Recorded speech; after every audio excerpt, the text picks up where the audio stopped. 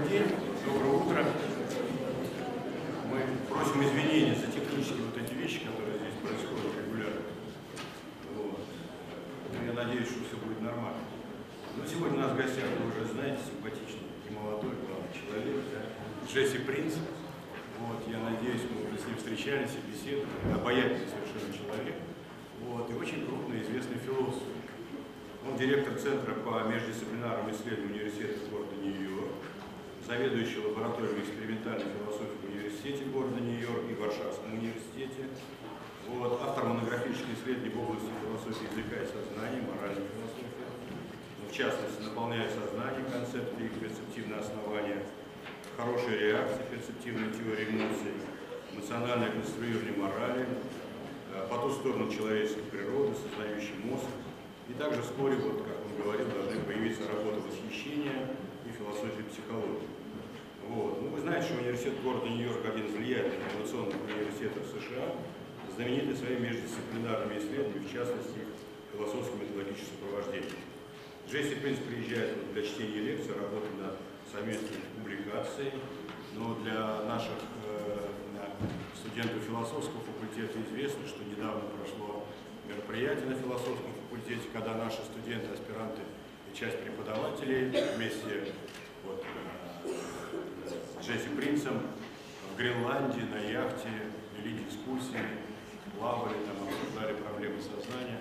Ну, на сайте факультета это можно найти, кто еще не смотрел. Там очень красивые виды, все это интересно. Мы хотели сегодня показать, но, видите, время уже нет. Поэтому я свою речь завершаю, поскольку мы уже так и затянули, предоставляю ему слово. Ну и надеюсь, нам всем будет взаимно интересно. Спасибо.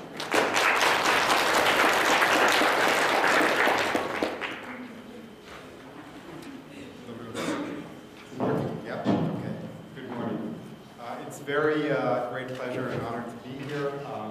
I'm seeing some old friends, I'm meeting some new friends. But what makes me most excited about being here is American and Western philosophy and Russian philosophy have great traditions that have continued to develop new ideas for the 21st century. But there hasn't been enough communication. In the sciences, scientists from Russia, and from Western Europe, and the US are in regular communication, but in philosophy and the humanities, there isn't enough. So I really come here in order to try and help create greater dialogue.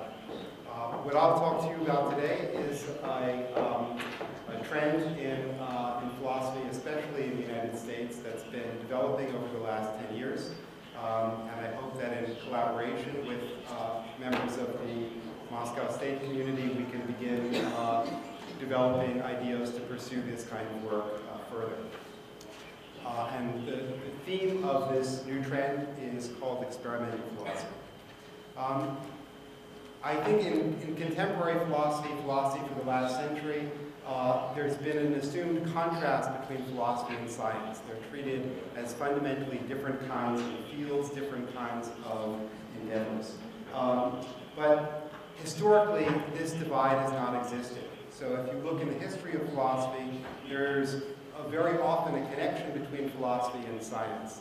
So if you go back to ancient thought, we find Plato and Aristotle, and Plato himself was not very engaged with what might be called in modern language the scientific world, but Aristotle was a founding figure in many of the sciences. So Aristotle saw a continuity between his philosophical interests and an interest in observing and understanding the natural world. Historically, that's been true as well. We think of René Descartes as a great inventor of dualism, a view that seems to separate the material world from the mental world, and that might seem like a move away from science.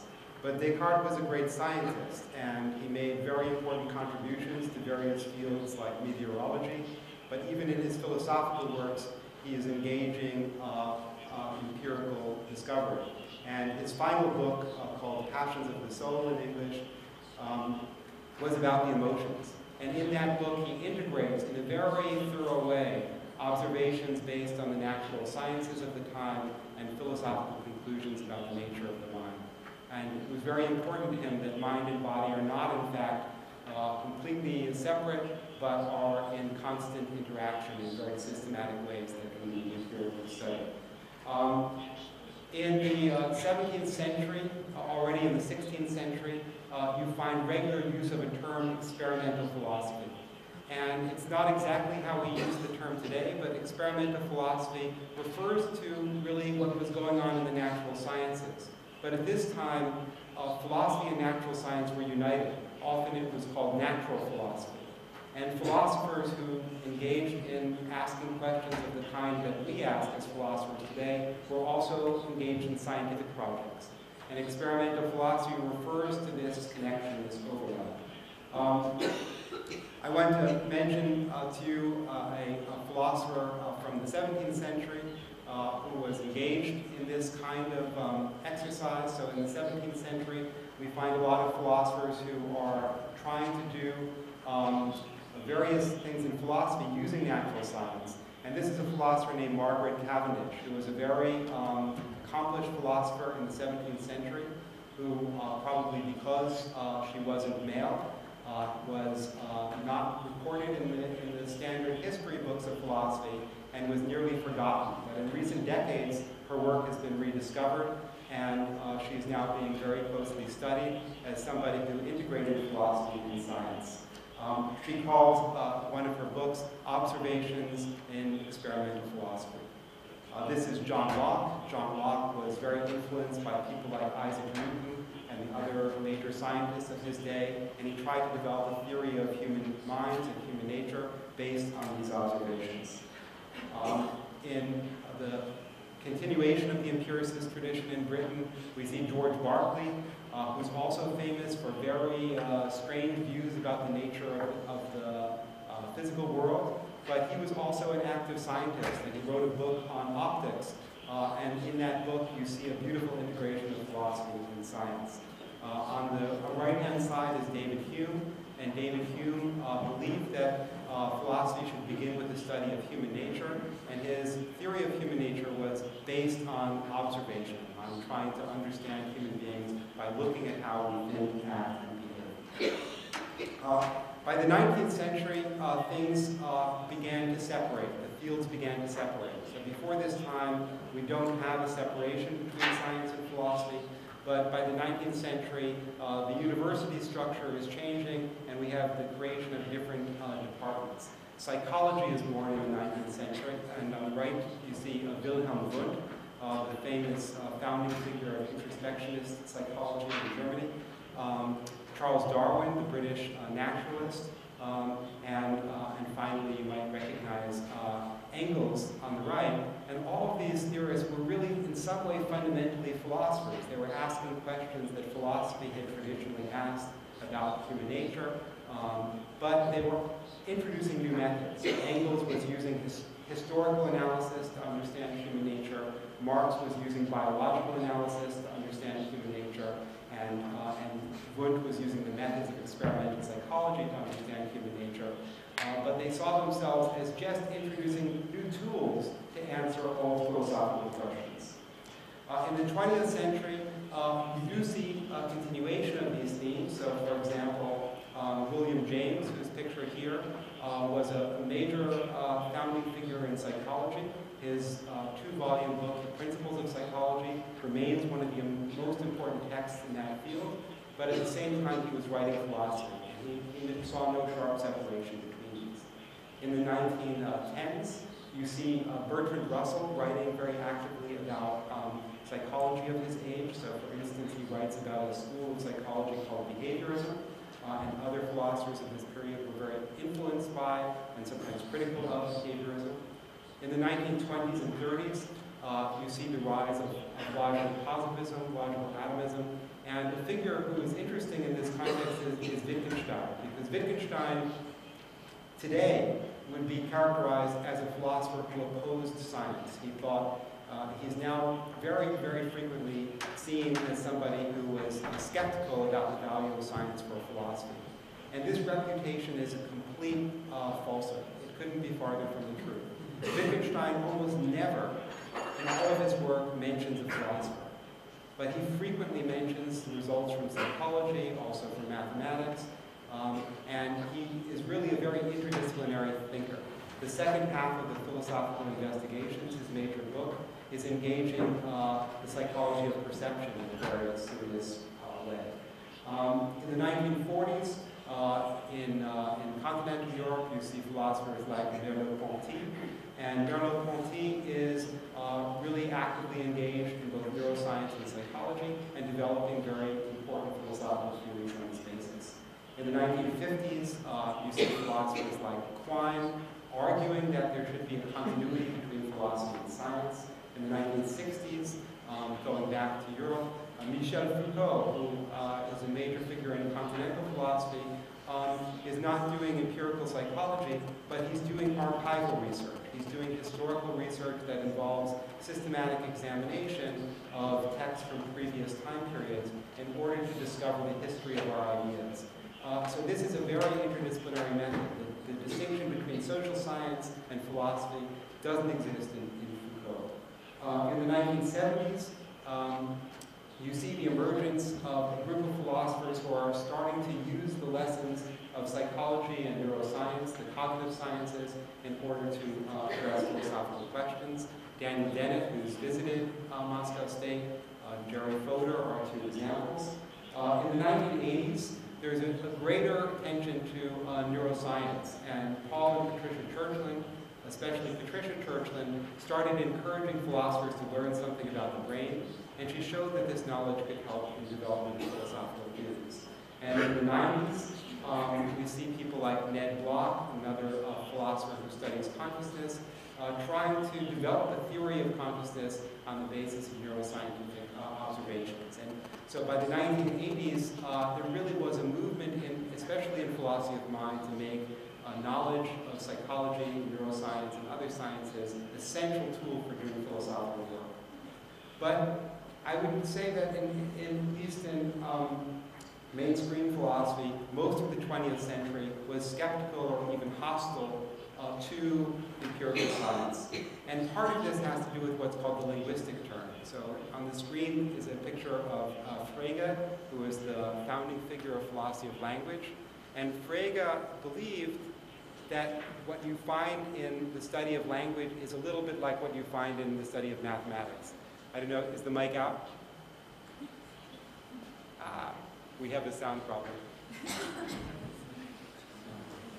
You think it's better?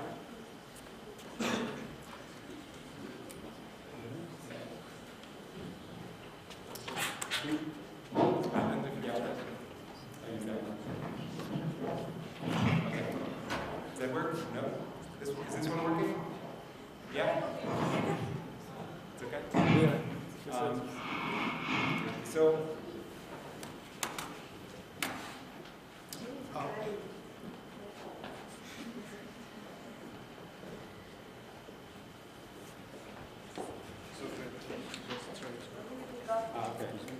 But let me go on this. Okay. My apologies for that.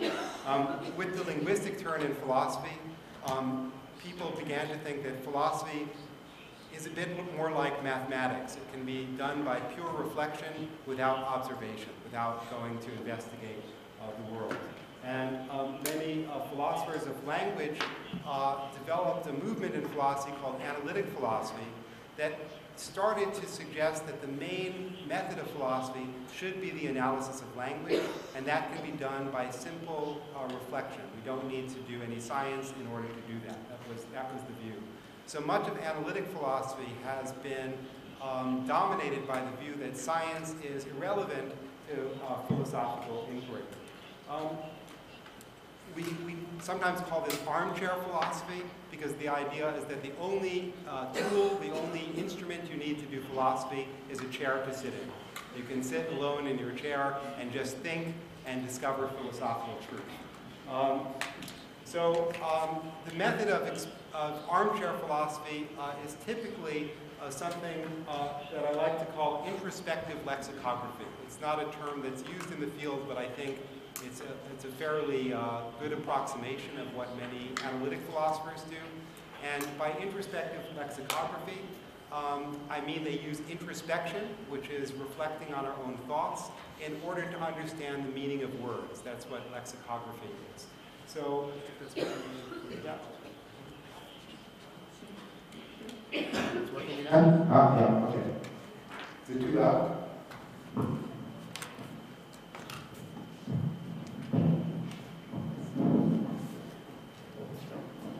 It's okay? Great. Introspective lexicography works by doing conceptual analysis, trying to understand the meaning of our concepts or words or ideas using intuitions. So the term intuition is really a technical term in philosophy.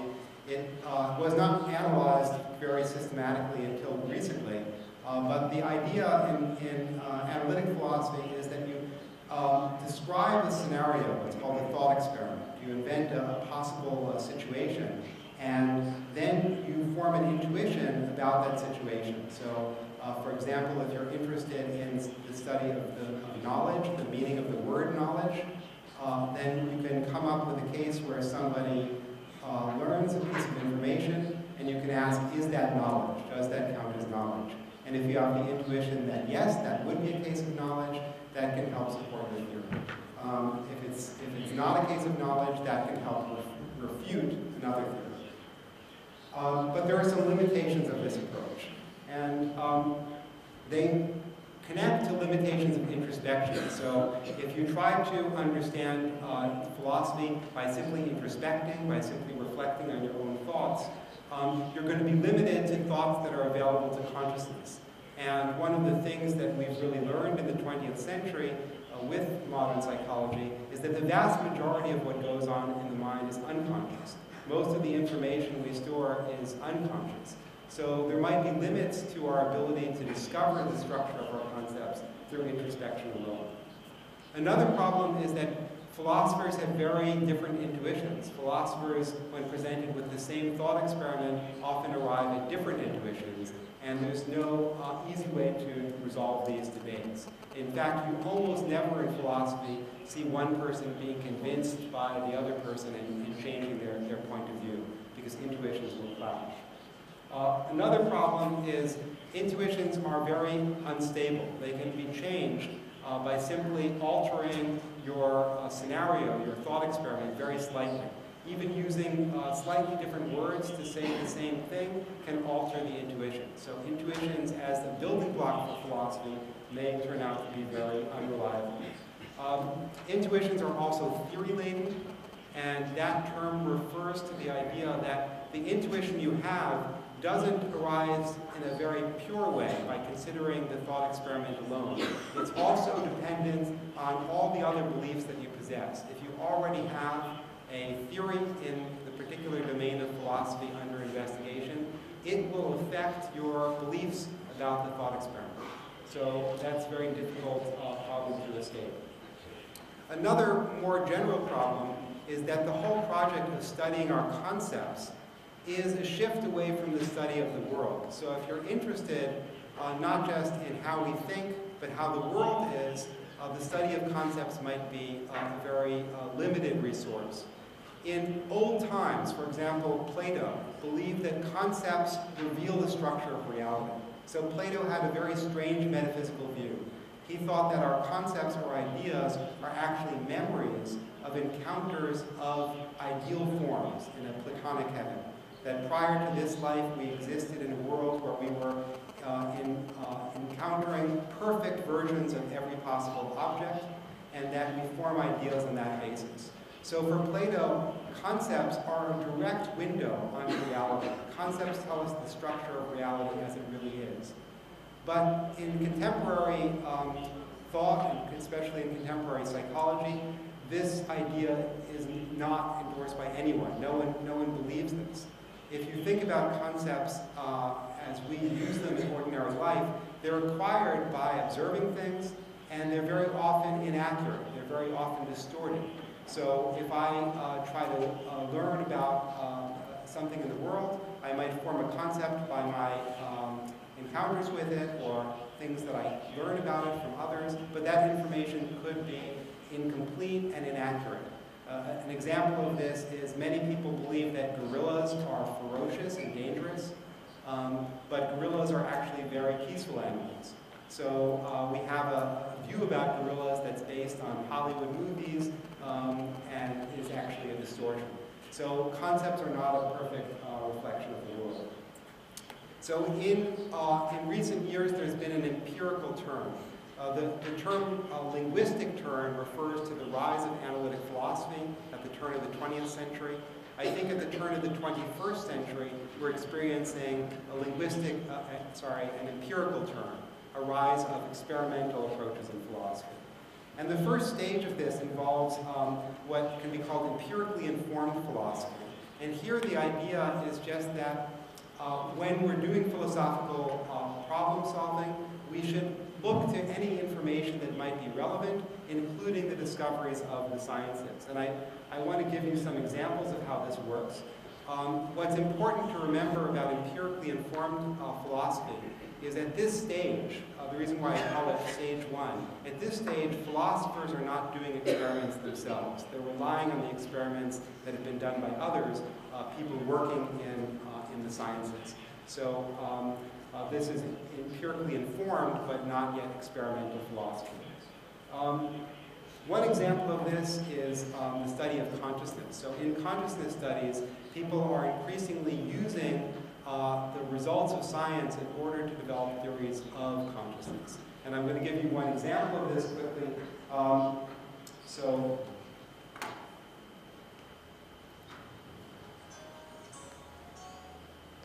If you watch this rotating blue square and look at the green dot in the center, the dot that's turning on and off, you'll notice that the yellow dots disappear. One by one they disappear. Can everyone see that? Yeah? They're not actually disappearing. They're there the whole time. So this is a perceptual illusion.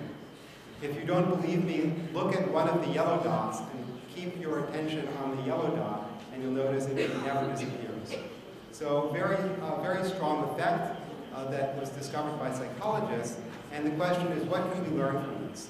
And one thing we can learn from this is by understanding the mechanism that gives rise to this illusion, we might understand one of the factors that is important for consciousness. And in particular, the standard interpretation of this result is that it involves attention. And the idea is that the blue grid in the background is attracting our attention. So we cannot attend to the blue while also attending to those yellow dots. If you attend to a yellow dot, it remains conscious, but if you let your attention be captured or caught by that blue grid, the yellow dot will disappear. So what we learn here is that one possible foundation for consciousness is attention. So in a way, what we already have here is a kind of theory of consciousness, a theory that might need refinement and improvement, but it says we can explain consciousness or understand consciousness in terms of attention.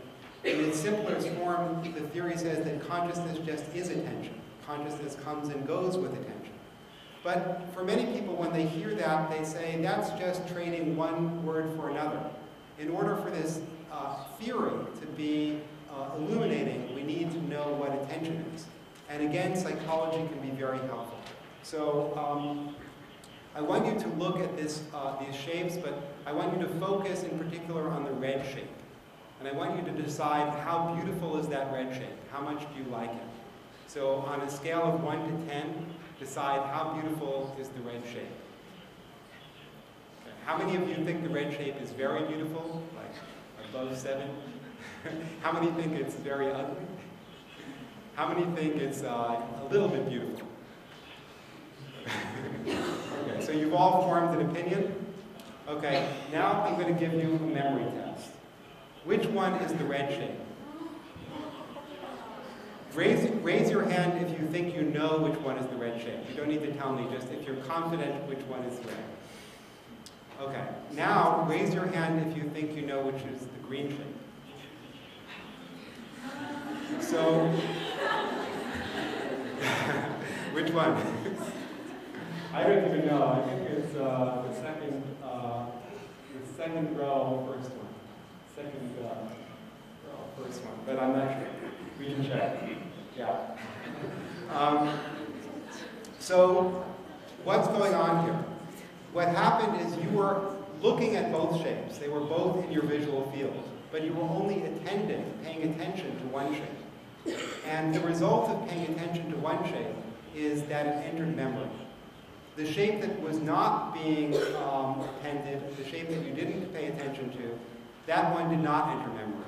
So again, psychology can teach us something, this time about the nature of attention.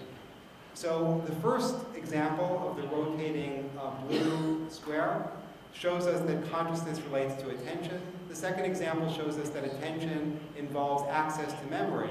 And now we have a theory of consciousness that says consciousness arises when information gains access to memory. So that's a substantive theory of consciousness. It's not a complete theory, but we really learned something about the nature of consciousness that we didn't know before. Let me give another example of the empirically oriented philosophy. So in philosophy of science and also philosophy of language, it's very often assumed that the world, the natural world, is divided into categories. And those categories exist independently of us. A metaphor that's frequently used is that nature has joints. There are joints of nature. So the metaphor compares nature to an animal. And the idea is that just as an animal has separate limbs, separate parts, nature has separate parts, and those parts exist in nature independent of how we classify them. But one thing that can be done is you can use empirically informed philosophy to see whether this is a plausible theory. And one method for doing that is to do an examination of science itself. Study how scientists divide the world and see whether they in fact are identifying natural boundaries or are also playing a role in constructing those boundaries. So the opposite of this view that nature has joints would be what's called a constructionist view, a view that science plays a role in constructing categories, not just discovering them. And examples are easy to find once you begin to look at scientific practice. So for example, this is Australopithecus, Lucy, one of our first known hominid ancestors. And science has to make a decision. Is Lucy an ape or not? So the term ape, the term for an animal, is not something we can settle by looking at nature. Scientists make an arbitrary decision about whether to include our ancestors among the apes. This is a virus. And again, science has to make a decision. Does this being count as a life form or a virus is alive? That's not a discovery, it's a decision that science has to make. This is the periodic table, and of course there's a great connection between the development of the periodic table with Mendeleev and in Moscow. And what you can see when you read the works of people in chemistry is that they're very often making, again, arbitrary decisions about how to organize the elements. Which are the basic groups? There are different schemes for organizing the elements. You could arrange them by atomic number or atomic weight, and no scheme is the true scheme. Each scheme has equal claim to truth. Here's a question. What should be included on the periodic table? Every possible atomic number, or just the atomic numbers we've discovered in nature? And do they have to be discovered in a stable form? What about elements that appear only very briefly? In recent years, laboratories have been creating elements that sometimes cost millions of dollars to create, and they only last for a fraction of a second. Does that count as something that belongs on the periodic table? What about isotopes of elements? Should they be on the periodic table? So scientists are making decisions about what counts as an element, as a basic building block. But in fact, there are many different ways to describe basic building blocks. In fact, the project of describing basic building blocks is itself a construction, because in nature, no element exists alone. Every time we encounter an element, it's combined or next to other elements. So these things are really not building blocks in the sense that nature somehow starts with these separate things and brings them together. They rather begin together, and it's science that separates them. Is this a planet? This is Pluto. And you'll all recall that some years ago, an international committee decided that Pluto is not a planet. So when I was growing up, I learned that there were 9 planets in our solar system. One of them was Pluto, and then I was very heartbroken. I was very sad and I cried because they killed Pluto. They destroyed Pluto because they decided it's no longer a planet. How do they make this decision? They changed the definition of planet. And they can do this because planet is not a natural kind. It's not just a natural kind. You can think about these terms as a negotiation between mind and world. Why do we do science? We do science to understand the world. But to make the world understandable, we need to organize it. We need to decide which collections of things are interesting for us and our theories. And when we do that, we're imposing a structure, but only one of many possible structures that we could introduce. So if categories are decided by us, then a standard view in philosophy of science called scientific realism is false. And I won't go into it, but leading theories in philosophy of language that emphasize causal theories of reference, where words get their meaning by simply pointing to natural kinds in the world, are also false.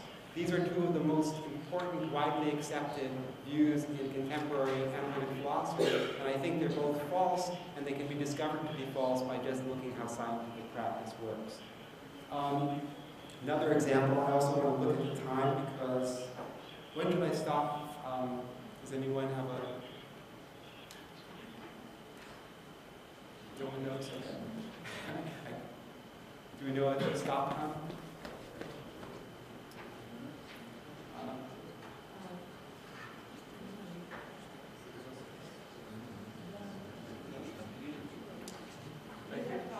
What make sure you can continue till the 12:15? Okay. With discussion? The session until 12:15. You mean you want to discuss something? No, I mean afterwards if we have questions. So. Yeah. 12:15 we that doesn't include this. Yeah. We'll still have some pairs after this. So sorry about that. So another example would be normative ethics. So normative ethics is the branch of ethics that develops theories of how people should behave or how people should be. So a normative ethical theory would be a theory of what counts as good character, good behavior, good action. In the history of Western philosophy, there are many important theories. One of them is called virtue ethics, and it was developed by Aristotle and continues to be very influential today. And Aristotle says that what we should do is develop virtue. And virtue refers to good traits of character, being a good person. So being generous, being charming, and so on. These would be good traits of character. Being brave would be another good trait of character. So this theory has developed over the centuries, for over 2,000 years, and remains very popular. But recently, a number of philosophers have argued that it can be scientifically refuted. And these philosophers argue that if you look at social psychology, what you find is that many social psychologists do not believe in the existence of character traits. If they want to explain behavior, they say that the situations we're in, the context, is the major factor that determines how people behave. It's not something internal, it's something external.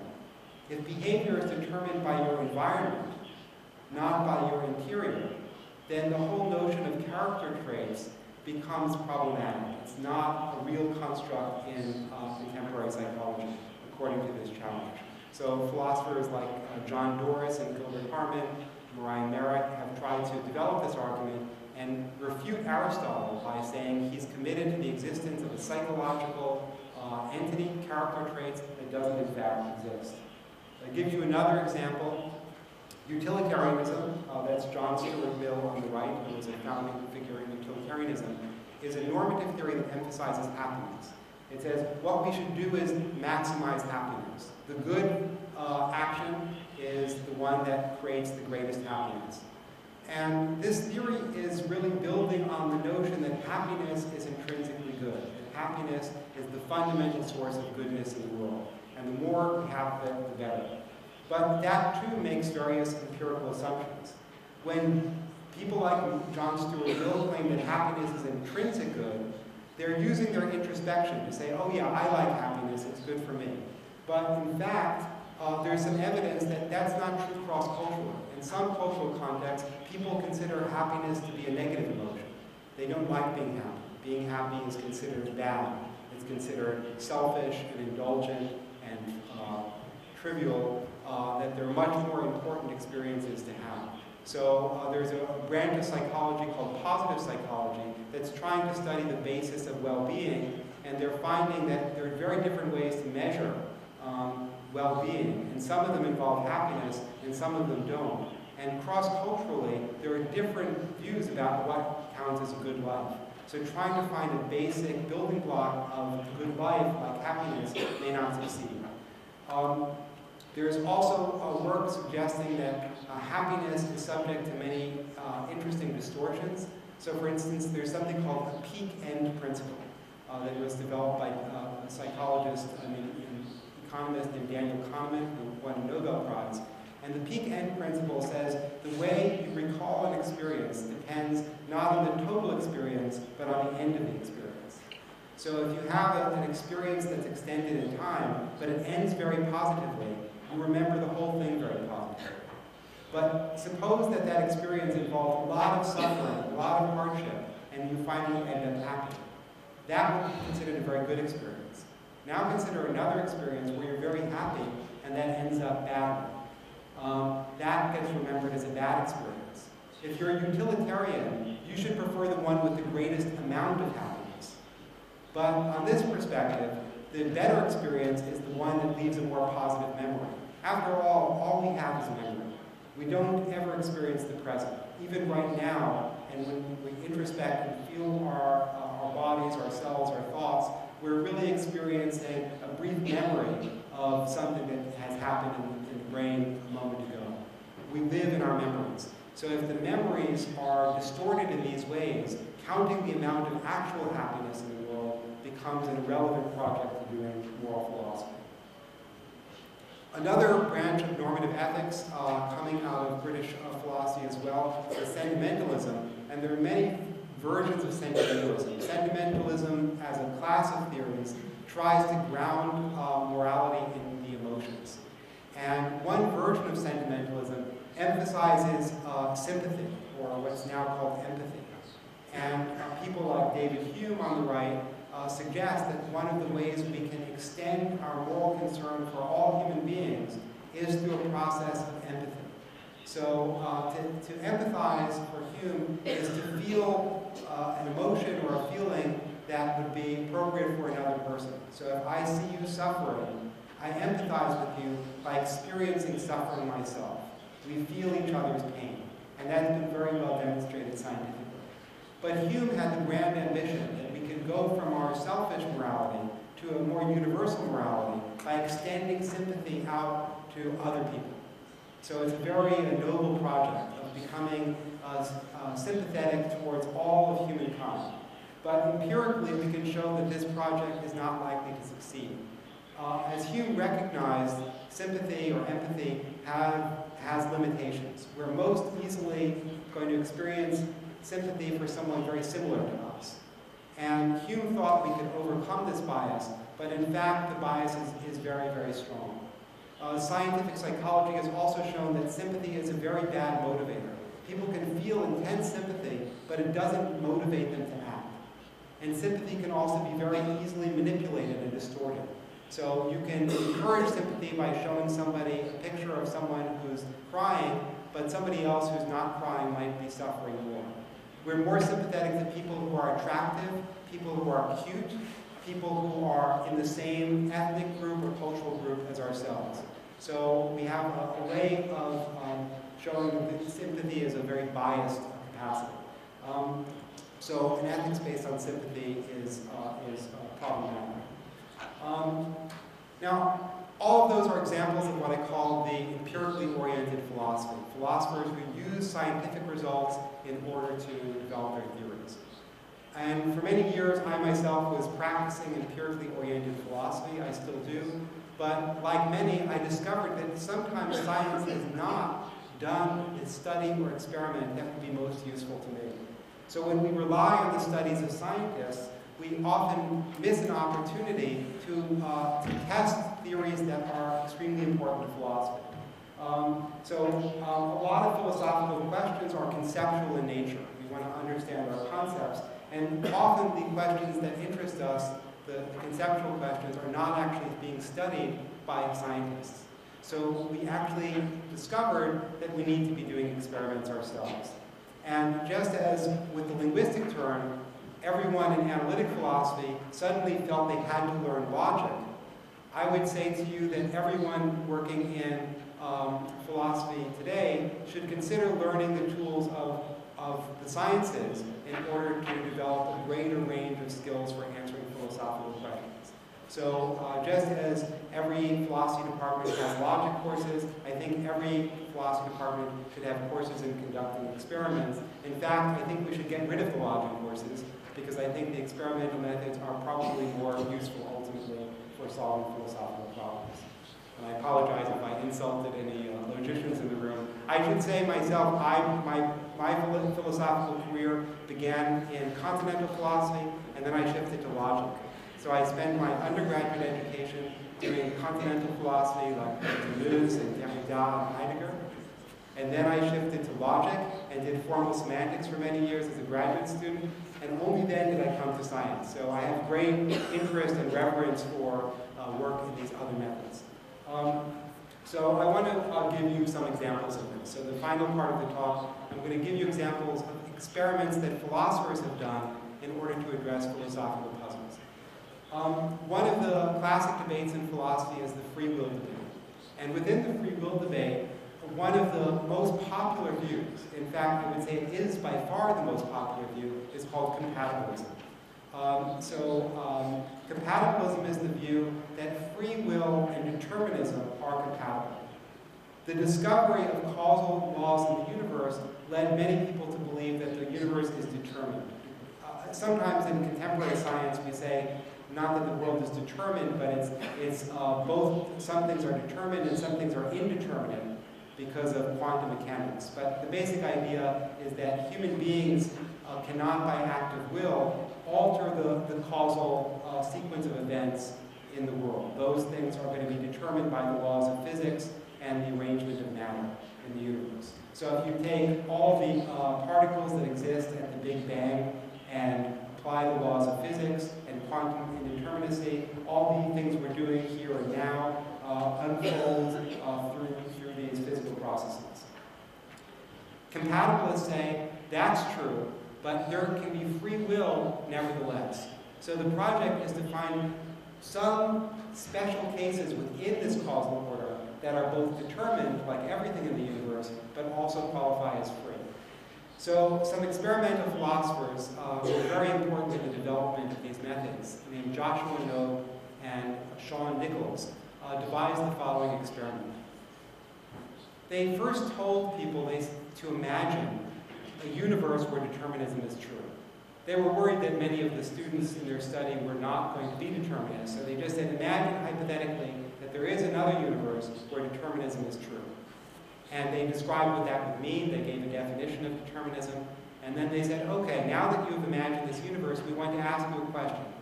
Is it possible that there could be free will and responsibility in such a universe? And when the question was posed this way, it's a very general or abstract question, people overwhelmingly said no, absolutely not. There could not be free will and responsibility if the universe was determined.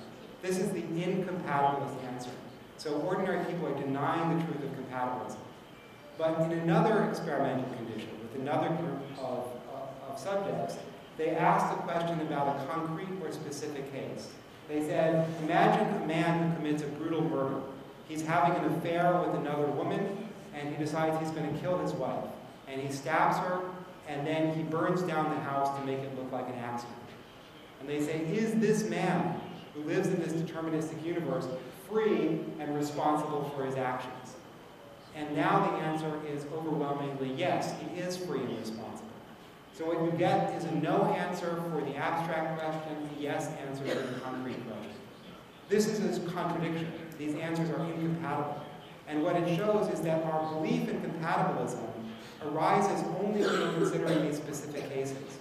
And further studies have shown that it arises especially in cases where there's a strong desire or motivation to punish. We can't stand the idea that someone would commit a violent act and not get punished for it. Human beings have a deep retributivist urge, a deep desire to punish those who commit acts of violence.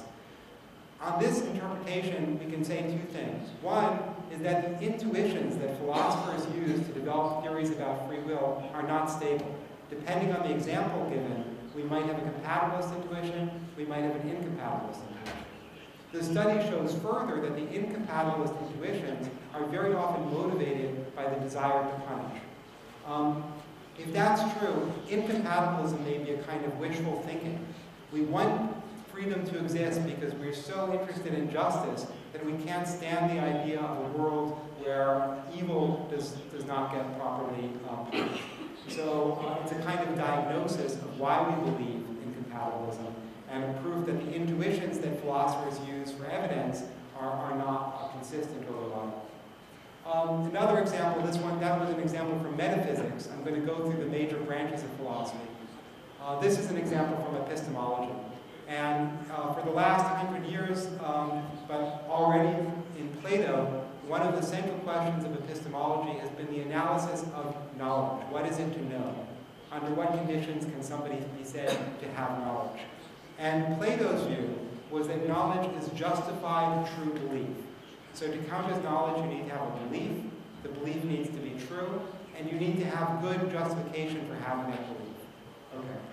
In the last 50 years, that view got challenged. And it got challenged because philosophers in epistemology developed some examples that looked like they were justified true belief, but not knowledge. And I'll give you one of the famous cases.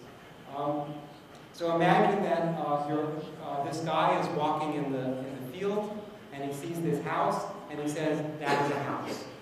Now, it turns out it's true, it is a house. He believes it's a house. And because perception is generally reliable, we're very good at recognizing houses. Houses are very familiar objects. It's a justified belief. So he has a justified true belief. So we can say he knows that that's a house. His belief that that's a house counts as knowledge. It's the most familiar form of knowledge we have, perceptual knowledge. Okay, that was the Plato view.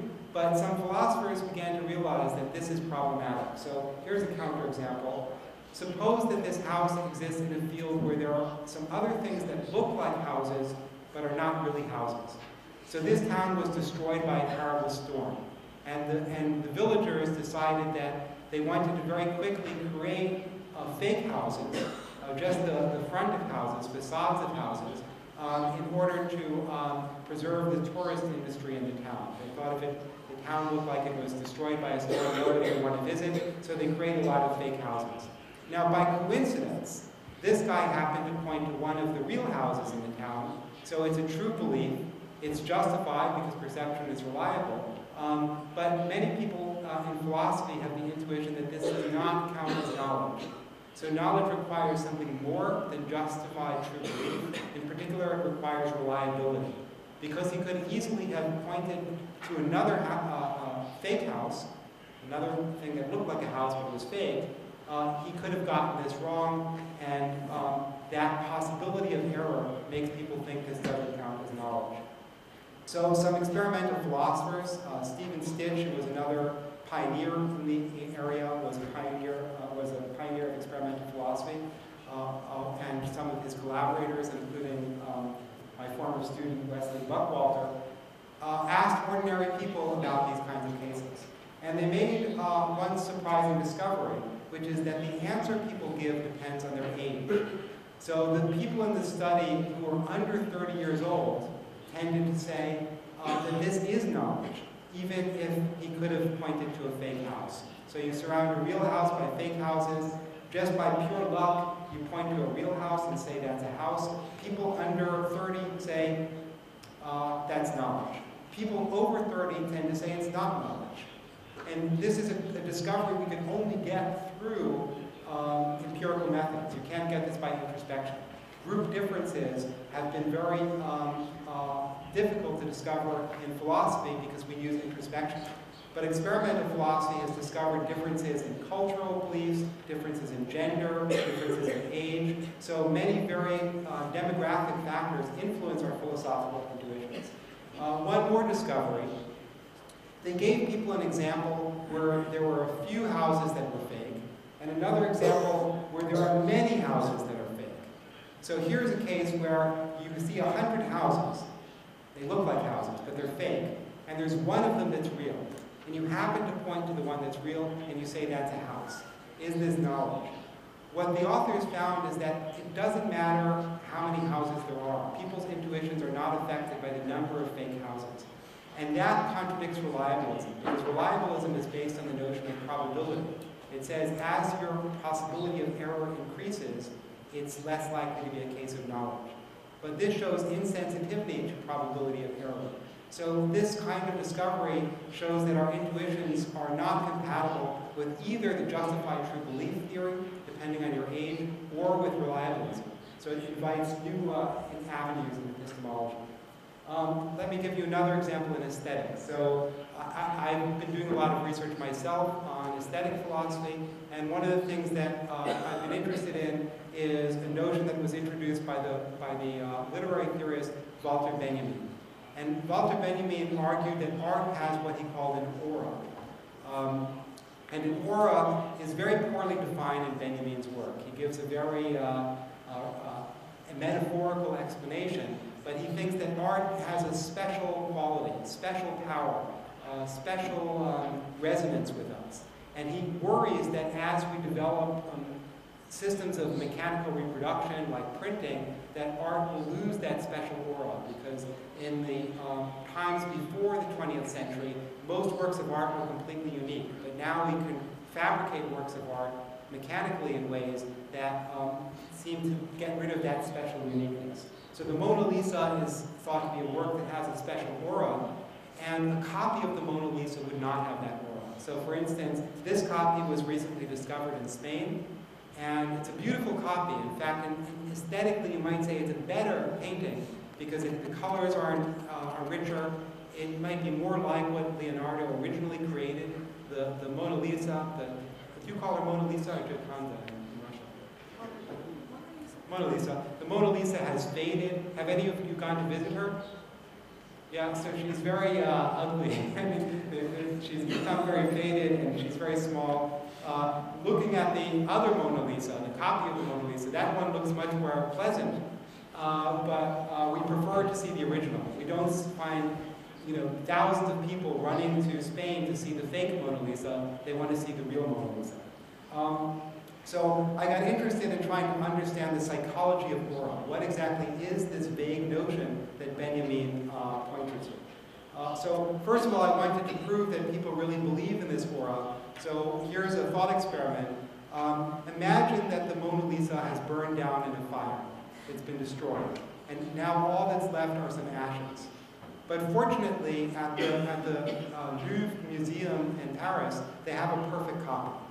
During the Second World War, when the Germans occupied Paris, they created a perfect copy of the Mona Lisa because they were worried that the original would be stolen.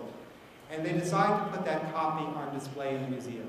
So in one wing of the museum, they have the perfect copy of the Mona Lisa, and in another wing of the museum, they have the ashes. And now you're visiting Paris, but you're there a very short time, and you have only 10 minutes in the museum, so you have to choose. Will you visit the ashes of the Mona Lisa, or will you visit the copy of the Mona Lisa? So we can do that test ourselves. How many of you will visit the copy of the Mona Lisa? How many of you will visit the ashes of the Mona Lisa? Okay, so you right. In our study, I did this work with a psychologist named Angelica Seidel, a very, very talented psychologist, and we found that 70% of people wanted to visit the ashes. This is totally irrational. They're looking at dirt. They're looking at something really unpleasant when they could have an experience that's exactly like the experience they would have looking at the real Mona Lisa by seeing the copy. And think about it for a minute. We now have technology to create perfect duplicates. So why doesn't every city open a museum of the masterworks of art? So here in Moscow, we could create a museum that had the Mona Lisa, a copy of the Mona Lisa, a copy of every other famous painting. and other cities around the world could take the famous paintings from Moscow and create copies for themselves. My guess is no one would visit these museums. I wanted for many years to go to Lascaux in France to see the famous cave paintings. But I discovered that in France you can't see the original cave paintings, but they've created a scale model, a perfect replica of those paintings, called Lascaux Deuxième. And when I discovered that, I had no interest in going anymore. I wanted to see the things that were touched by our ancient ancestors. I want to see the painting that was touched by Leonardo's brush. Seeing something that's visually similar or even identical is not enough. That's oral. With Seidel, we did another study where we showed people very bad doodles, very bad drawings by famous artists, and we either revealed that it was by a famous artist or we gave it the name of a non-famous artist, an unknown artist. And we asked, how beautiful is the doodle? How much would you like to own it? If you owned it, would you ever give it away for any price? And people found that when the doodle was attributed to a famous artist like Picasso, people thought it was beautiful, it was moving, it was interesting, it was stunning, it was awe-inspiring, they wanted to keep it, it was priceless, they would never give it away. But if the same drawing is attributed to an unknown artist, like Paul Picon instead of Pablo Picasso, people think it's ugly and valueless. That's oral. Another example, there's been some work in moral psychology trying to address a debate in philosophy about the following question. Are moral judgments based on reason or are they based on emotion? And here's an example that was used in a study. The people on the screen are actually a real couple from Germany, and it turns out that they were brother and sister. And they decided to get married. They weren't raised in the same household. They discovered each other when they were teenagers. They fell madly in love. And they got married. And then the German state decided this should be illegal because it's incest, and they separated them. In fact, the husband was sent to prison. So you can ask yourself, is incest wrong? Now everyone will say yes, incest is wrong. But now the difficult case, is it wrong when you have two adults and they are consenting? So if a brother and sister decide to have sex with each other, is that morally wrong? People, again, overwhelmingly say yes. But the problem is they find it very difficult to provide a reason for this.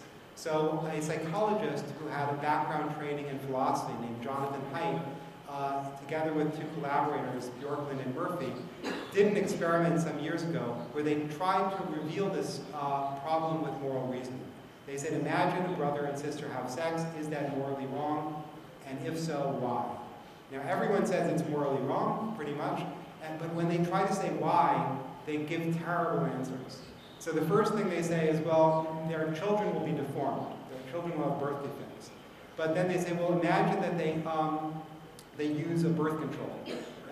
He wears a condom and she's on the pill, and they're not going to have a child. Then they say, well, they're going to be very corrupted by this. They're going to be traumatized by it. And they say, well, no, in this case, we can imagine that they really had a good experience. It was very positive for both of them. They just did it once. They just planned to do it this one special time, and they're not badly affected.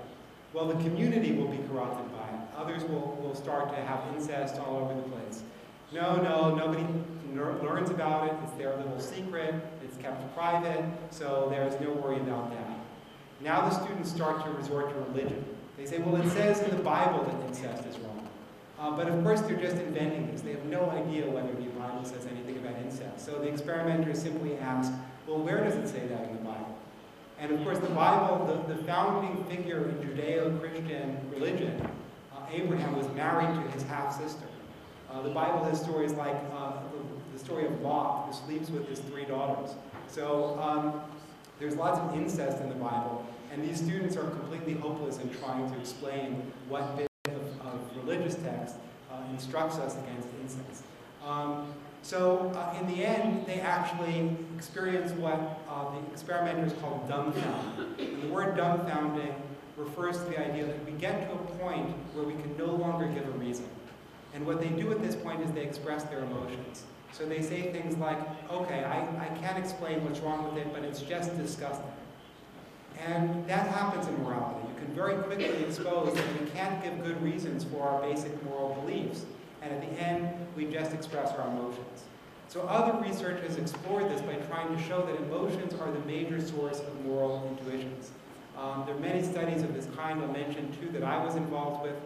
One with two psychologists named Kendall Eskin and Natalie Kasnick.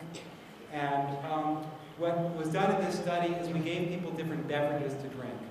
A neutral beverage like water, and a very disgusting beverage. So I don't know if here in Russia you have a very bitter kind of drink, but in Sweden there's something called bitters, Swedish bitters, which is very disgusting. In Sweden they like it because they get used to it, but people who have not experienced this before really don't like it.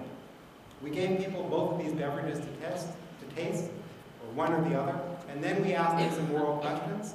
And what we found is we asked them on a scale of 1 to 100, how bad is that? How wrong is that? An example would be, suppose somebody lies on their resume. They give false information on their job application. How wrong is that? After drinking water, people think it's a little wrong, maybe 60 on a scale of 1 to 100. But after drinking Swedish bitters, they give it a rating closer to 80. So a dramatic increase in wrongness as a result of this unpleasant taste. We did this with music to induce anger. So we played some very, very unpleasant music, which I'll play for you. The words.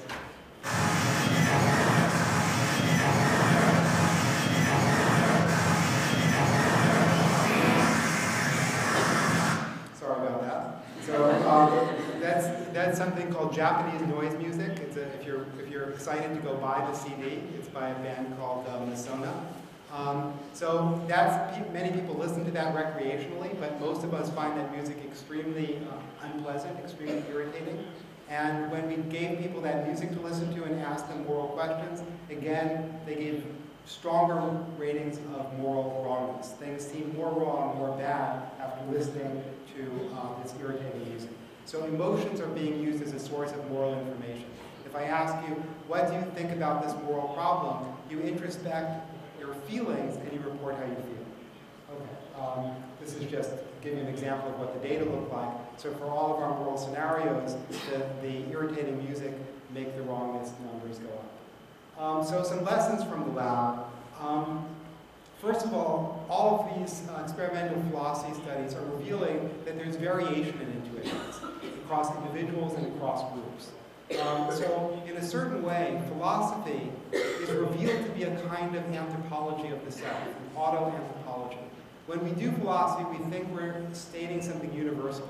Here is the nature of virtue. Here is the nature of goodness. Here is the nature of knowledge. Here is the nature of truth.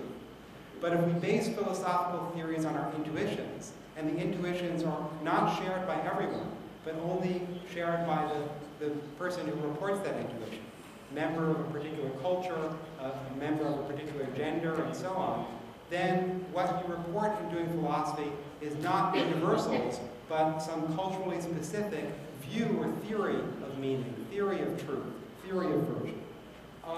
Intuitions are also inconsistent across cases. So if you build a theory based on intuitions, there's a danger that had you develop different cases, your intuitions would be the opposite of what they actually are. So in doing this experimental philosophy, we can also start to understand which factors generate our intuitions. Where does an intuition come from? So for example, in the study about compatibilism, we saw that one explanation of compatibilist intuitions is the desire to punish.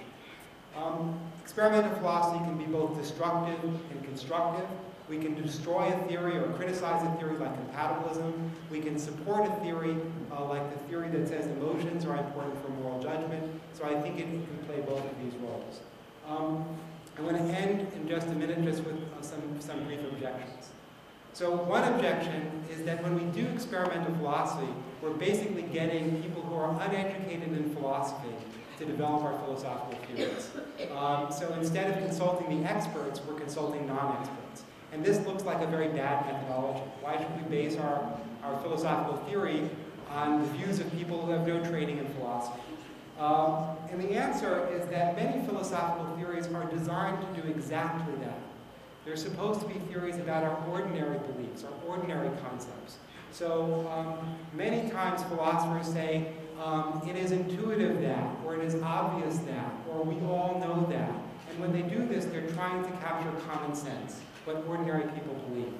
So if a philosophical theory is based just on what philosophers happen to believe, philosophical theories would all be kind of crazy, because philosophers are very eccentric, they're very unusual.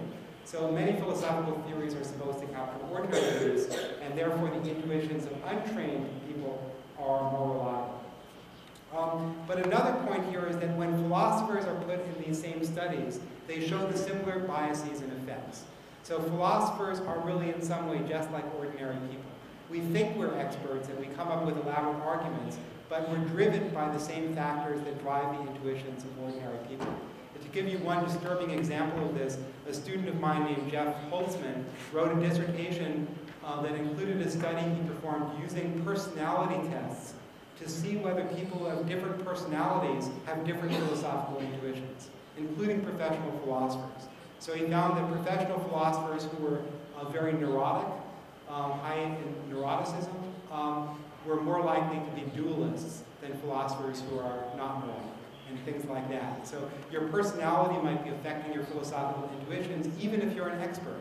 And that suggests that philosophical intuitions are not coming from pure reason. Another complaint is that experimental philosophy is too much like traditional analytic philosophy, and that it's relying on all these thought experiments. And maybe we should move beyond thought experiments and try to do something else, because thought experiments can tell us about our concepts, but not about the structure of the world. And I basically agree with this. I think there are very interesting questions about our concepts, and they should be pursued using experimental philosophy. But there are many other questions that we might want to ask, and that's why we also need empirically informed philosophy that can tell us facts about the world beyond our concepts.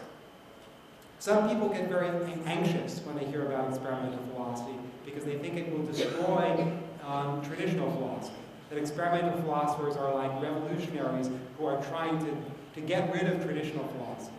And in response, I would say, first of all, that experimental philosophy needs traditional philosophy. It relies on it. So we need traditional philosophy to pose philosophical questions. What are we interested in?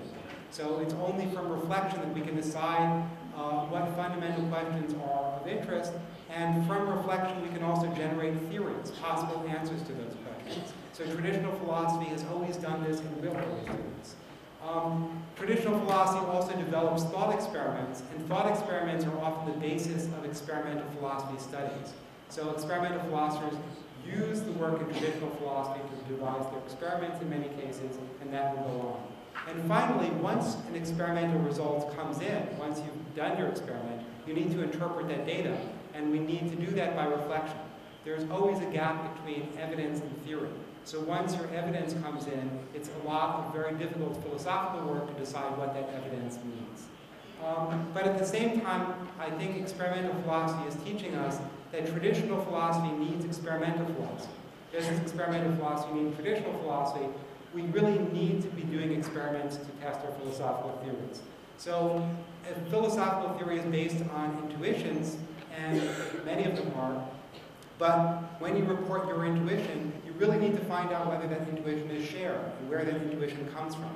And experimental methods are extremely valuable for doing that. In fact, I would go so far as to say that a philosophical theory that could not generate some experimental predictions is actually not yet a theory at all. It's empty. It's not saying anything. One thing that I find frustrating when reading philosophy is if I try to imagine how the theory would be tested, I very often discover that I cannot answer that question because the theory has not been stated precisely enough to understand what it's saying about the world. What predictions does it give rise to? So I think if we use experimentation as a test, as a litmus test for philosophical theories, we'll discover that many theories are not yet formulated clearly enough. They're not yet saying anything. Some people complain that experimental philosophy can't answer what are called modal questions. Modal questions are questions about what's possible as opposed to what's actual. Science can tell us about the actual world, but not about other possible worlds. So maybe we can't use experimentation to settle these questions about possibility, which are so important in philosophy. But in response, I would point out that the way philosophical theories test possibility is again by intuition. It's again by conceptual analysis. So philosophers don't have any special tool for discovering possibility other than the analysis of concepts. And I think concepts can and should be studied using experimental philosophy. If concepts just represent our understanding of the world, then the tools of psychology are extremely well suited for studying how we understand the world. So I don't think this possibility argument works. But another thing is, I actually think that concepts are a terrible way to discover what's possible. So a lot of philosophical arguments, like I have a picture here of a zombie. There's a famous philosophy of mind argument involving the claim that zombies are possible. And it depends on the assumption that we can imagine or conceive of zombies, or concepts are consistent with the possibility of zombies. A zombie is by the way, someone who acts just like a human being psychologically, but doesn't have any conscious experiences. So they say because we can conceive of this, it's possible. But this is a standard and major debate in philosophy.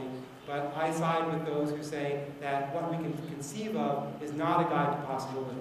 And it's very easy to see why. If you recall again that concepts are just human tools for understanding the world, we can see that concepts can be incomplete and full of errors. So the example of the ferocious gorilla should remind us that trying to figure out how things are in the actual world, or even all possible worlds, by conceptual analysis is always prone to failure.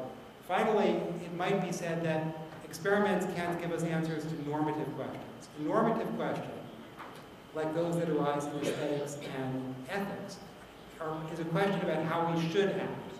Science tells us how things are, not how they should be. Science gives us descriptive information, not normative information. So experimental philosophy and empirically informed philosophy are using descriptive methods, so they can never be applied to normative questions. But we've already seen that that's false, because standard normative theories have empirical commitments. Aristotle posits the existence of character traits. If character traits don't exist, then his theory is actually false. So I'm not taking a side on that debate. I'm just showing that the theory is committed to the existence of something that can be empirically tested. And I think this is true for any meaningful normative theory. I also think that we might discover through science that morality is actually subjective. It's a human construction. And if that's true, if morality and moral truth depends on human beliefs, human values, human preferences, then the study of morality is straightforwardly amenable to psychological methods, because we can study what our preferences actually are. So if morality comes from human nature, then the study of human nature through the social sciences can illuminate normative questions. So in conclusion, I want to leave you with 3 principles. One of them is that philosophical methods have been limited in the last century to things like conceptual analysis. There are other methods like phenomenology that I didn't talk about, but they've been limited to armchair methods. And I think from just an obvious perspective, this is a bad idea. Philosophy is characterized by the questions that it asks. And when you ask a question, you should never limit your methods. You should take whatever method is useful for getting any information about that question. So if philosophers are interested in the nature of virtue, the nature of knowledge, or the nature of personal identity or free will, they should take anything that could shed light on that question as relevant and learn the tools necessary to do that. And I think for any of these questions, we shouldn't restrict ourselves to a single methodology. We should let 1,000 methods bloom. Take any method that could possibly help us and apply that to our philosophical questions. And if we follow these principles, I think we need to follow a third, which is that it's very valuable for philosophers to learn something about scientific methodology, and even to develop the tools to be conducting scientific experiments themselves in order to support and defend philosophical theories. In a way, you can see philosophy as a very disappointing field. People ask, is there progress in philosophy? And when we look back for 2,000 years, we find that many of the same debates that were being held in ancient times are being held today. And I think there's a principled reason for that. And the principled reason is that philosophical methods are very bad at deciding between theories. They're very good at generating theories, but theories then have to be tested against the world. And to test them against the world, we need to do some observation. We need to do some science. So I think if we really want progress in philosophy, more progress in philosophy, If we want to prove that a certain theory is false, which almost never happens in the history of philosophy, if you want to prove that a certain theory is false, and prove that another theory is currently our best explanation, empirical methods are an essential addition to the philosophical tool chest. So I will end by making Descartes smile, because he would like this very much.